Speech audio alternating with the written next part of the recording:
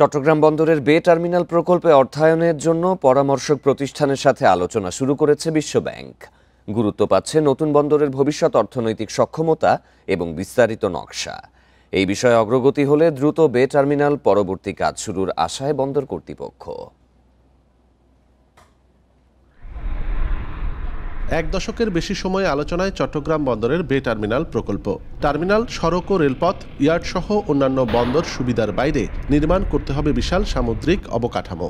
লাগবে জাহাজের নিরাপদ পোতাশ্রয় ও অ্যাক্সেস চ্যানেল। বন্দরের সামুদ্রিক অবকাঠামো নির্মাণে খরচ প্রায় 15,000 কোটি টাকা। এর মধ্যে 10,272 কোটি 40 লাখ টাকা ঋণ দিচ্ছে বিশ্বব্যাংক। প্রকল্পের পরামর্শক এইচপিসি, সেলহর্ন এবং কেএসের সাথে আলোচনা শুরু করেছে বিশ্বব্যাংক। জার্মান ভিত্তিক কনসালটেন্ট, তারা অলরেডি একটা ড্রাফট ফাইনাল রিপোর্ট দিয়েছে, সেটার উপরে আলোচনা হচ্ছে। সেই ড্রাফট ফাইনাল রিপোর্টটা যখন চূড়ান্ত হবে তখন পরবর্তী কার্যক্রমগুলো শুরু হবে। বে টার্মিনাল হলে চট্টগ্রাম বন্দরের সক্ষমতা 3 গুণ বাড়বে মনে করছে ব্যবহারকারীরা। দেশের সামগ্রিক অর্থনৈতিক প্রবৃদ্ধি বিবেচনায় এই প্রকল্প দ্রুত শুরুর তাগিদ তাদের। বে টার্মিনাল নিয়ে আমরা অত্যন্ত আশাবাদী।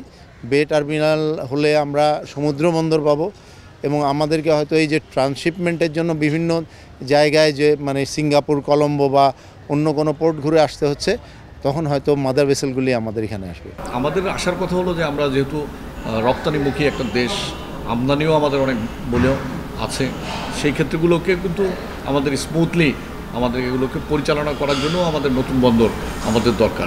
প্রায় 6.5 কিলোমিটার এলাকায় নির্মাণ হতে যাওয়া বে টার্মিনালে 3টি টার্মিনাল থাকবে। এর মধ্যে 2টি কন্টেইনার টার্মিনাল নির্মাণ করবে পিএসএস সিঙ্গাপুর ও দুবাইয়ের ডিপি ওয়ার্ল্ড। অনুপম শীল, ইন্ডিপেন্ডেন্ট নিউজ, চট্টগ্রাম।